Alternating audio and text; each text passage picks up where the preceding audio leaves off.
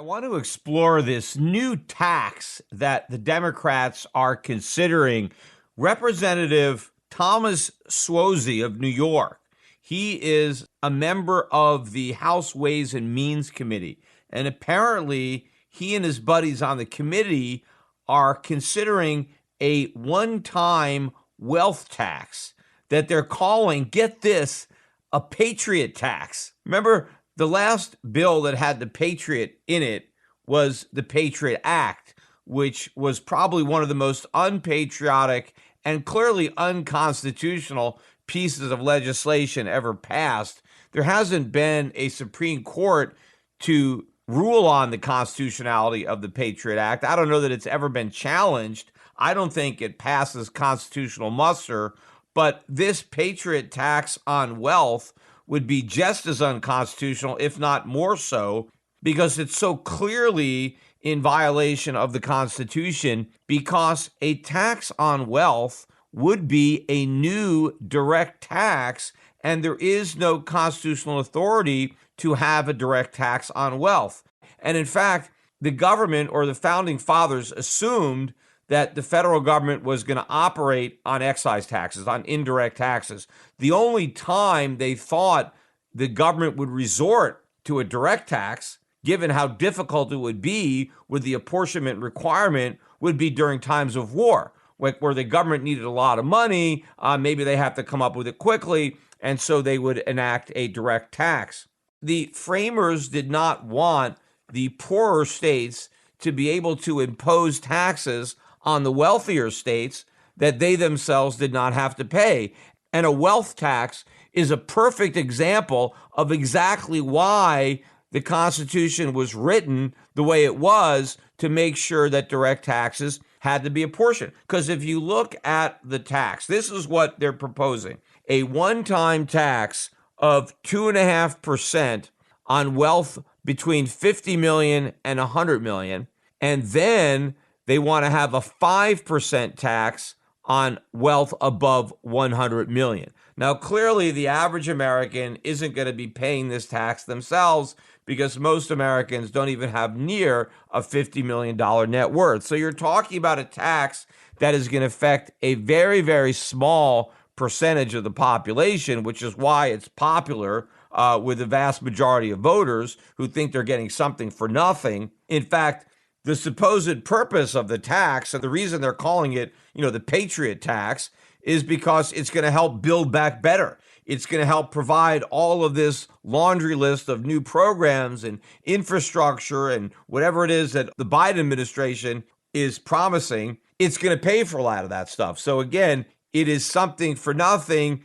The 99% get all this great stuff from government, and the 1% or the 1/10 of 1% out of some patriotic duty are going to pay for it. Look, there's nothing patriotic about paying an unconstitutional tax. There's nothing patriotic about imposing an unpatriotic tax.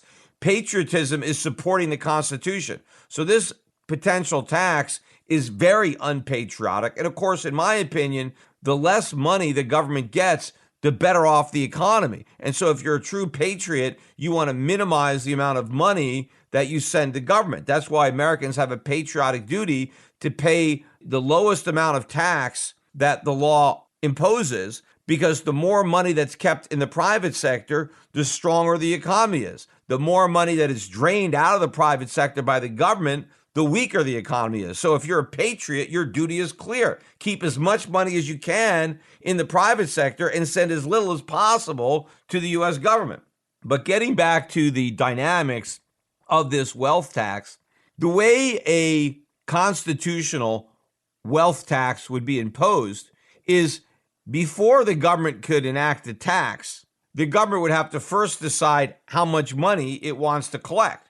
And according to the article I read, they're estimating that this wealth tax will bring in about $450 billion. And apparently, too, they're going to give the wealthy people who would be subject to this tax 5 years to pay it. So, for example, if you have $1 billion in net worth and your tax liability is $50 million, right? 5% of $1 billion is $50 million. You would have 5 years in which to pay the liability. So you would write 5 checks for $10 million, right? So you'd write a check for $10 million for 5 different years, and now you would pay your wealth tax.